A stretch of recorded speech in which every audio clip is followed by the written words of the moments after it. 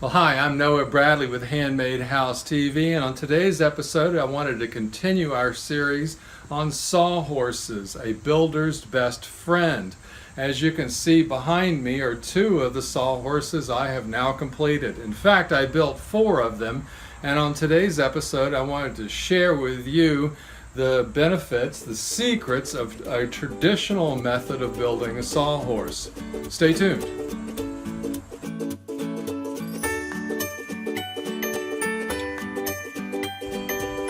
Well, okay, let me tell you all about these sawhorses.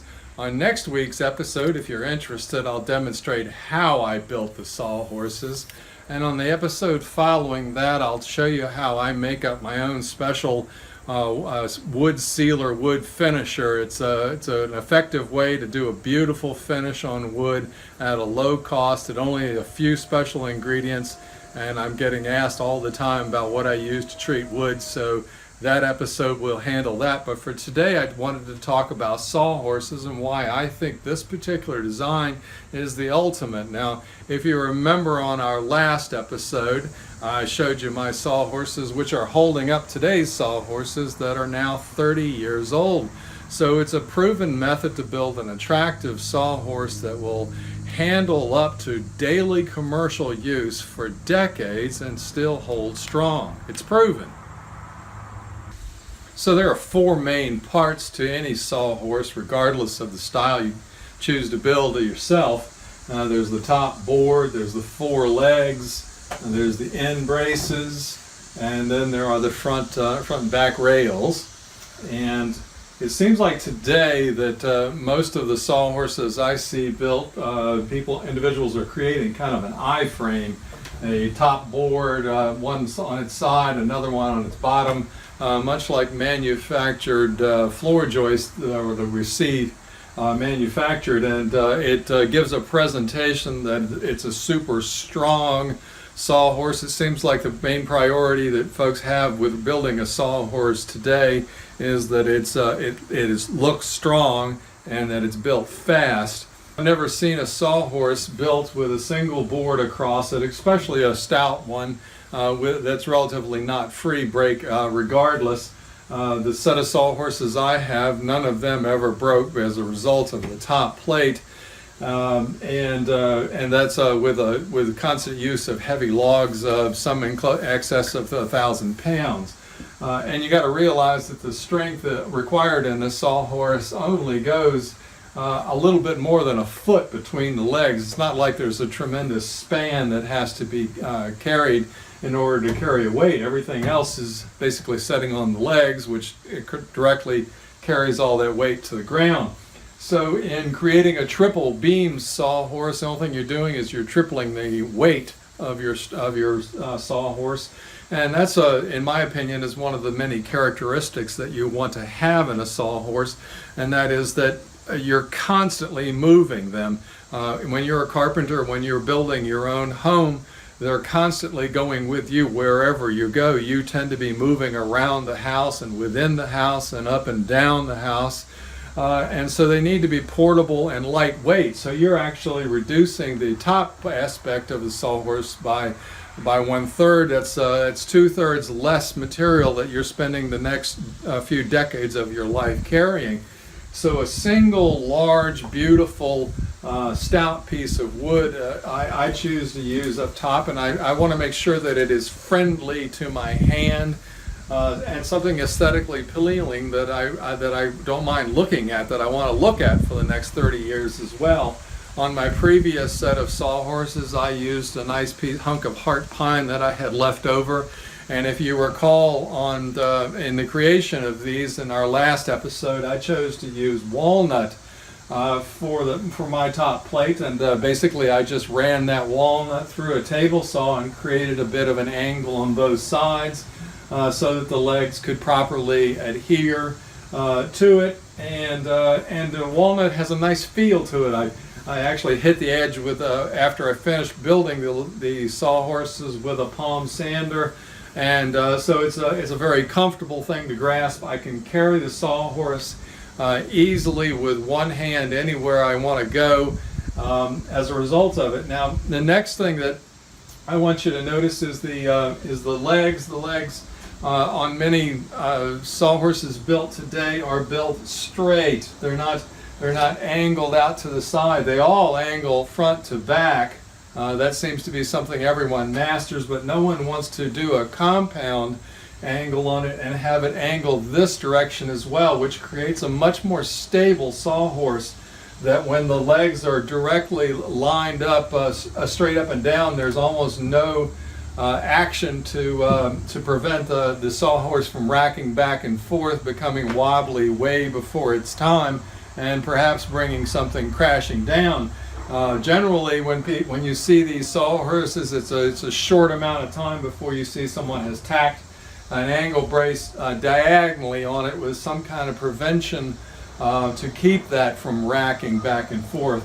So when you build your sawhorse, you go ahead and you count on an angle being employed on the ends as well, and that gives you this wonderful little extension on the end of each of the sawhorses, and it acts as a wonderful grip in order to be able to come in and pick your sawhorses up two-handed. Sometimes when you want to hand sawhorses to a person on the second floor, you can grab just one end of it, balance it, and hand it directly up to them. In a way, the extension acts as the point of an anvil. It's a very handy tool to wrap your work around. Sometimes if you're working on a single board on the end, you're able to come out to the end of the board and clamp your wood down so it's capable of working on. And by the way, that brings back another point about the top, and that is that you definitely want something wider than, say, a 2x4. You want a flat surface on the top of your sawhorses because of a lot of variety of reasons. Sometimes you'll use just a single individual sawhorse as a workbench, as a work table, whereas if it's too narrow, things will wobble and fall off. Also, I find that a lot of times the sawhorses become lunchtime seats, or when guests stop by the job site, it seems to be a sense of honor that they really want to sit on a sawhorse, so they'll generally just prop themselves up on it, and a good 5.5, 6 inch wide top plate on your sawhorse provides for comfortable seating as well. Now, when it comes time for the legs of our sawhorse, frequently, again, it seems to be that modern sawhorses go with 2x4s or 2x6s, legs that are 2 inches thick, which again looks beefy, looks stout, looks like it will hold a truck, and it very well might, but it's a lot more strength than what is required on a job site. Now, all of the sawhorses that I have built, they are generally 3/4 of an inch to a full inch. That's what these are here, the full inch width, and they look like they worked out about 4.5 inches. If you recall, these legs came from some old salvaged wood I had that was covered with motor oil, and I ran them through my planer, and I sawed them down, and I punched out all of the old nails before I ran it through the planer, and that's how the thickness of these particular boards worked out. I think they're really pretty. They're attractive. They're a bit more stained, again, than what I would normally use in a house project, but I think they have a lot of character, and there's a lot of strength left in them. Now, when it comes time to build the front and back rails to the sawhorse, I tend to locate it exactly halfway between the floor and the top of the sawhorse. And that worked out in this particular case at exactly 16 inches from the ground to the top, and that makes the sawhorses exactly 32 inches tall, which is perfect for my height. I can come over to a set of sawhorses, and I just need to bend my knees perhaps an inch, and my hands naturally wrap around the sawhorse, and I'm able to stand up straight and walk with the sawhorses without any difficulty. There's no active lifting of my arms the entire time wherever I want to carry it. It's almost a natural action to reach down to grab a sawhorse and for it to come along with me. Now, sometimes when people are installing these rails, like I said, they'll run them diagonal, which makes them absolutely useless. Or they'll tend to drop this rail down as low as possible in order to create some kind of box frame action. But that it doesn't help any. It helps to have it up a bit if you're standing your sawhorse on a regular ground. If you have a hump or something in the middle, the legs will be able to straddle that. And also it acts as a perfect step in order to be able to stand up onto this. And I tend to use a sawhorse a lot as a natural ladder that I'll come in and take a single step, and with a nice wide top that I have plenty of confidence in, I can stand on the top of these without any difficulty. A lot of times sawhorses on our job sites become work tables, workstations. Never fails that when I build a set of sawhorses, I generally build 2 or 3 sets, assuming that one of those sets is going to become a workstation, and that immediately a sheet of plywood will be thrown on top of 2 of them. It'll get filled up with notebooks and tools and maybe a chop saw, and people will roll out a set of plans, and that sawhorse is gone for the rest of the site, for the rest of the job. And so then I'll have to have other sets in order to continue actually using them and working with them. But another purpose of sawhorses is that they naturally become scaffolding for carpenters to work off of. Not only can we build things by putting boards down on top of them, but they also make wonderful scaffolding for us to stand on when working on top of it. Now, if we build all of our side braces at the consistent height of 16 inches, in that case where we're using our sawhorse for a work table, we can have a small shelf underneath the work table where other things can be naturally stored, tools, lunches, whatever else, by creating a second workbench. If we're using our sawhorses for scaffolding in order to have a platform to work up higher, and this is too high, then this height here, a board simply run between the 2 sawhorses on top of these, works just perfect as far as a lower scaffolding for us to have. Now, the final feature of the set of sawhorses are the end pieces. Now, a lot of times on the end pieces, we will people will tend to wrap more or less these front rails around the side and create another layer of it. And since most of the time these are brought down low, then the side ones are brought down low as well.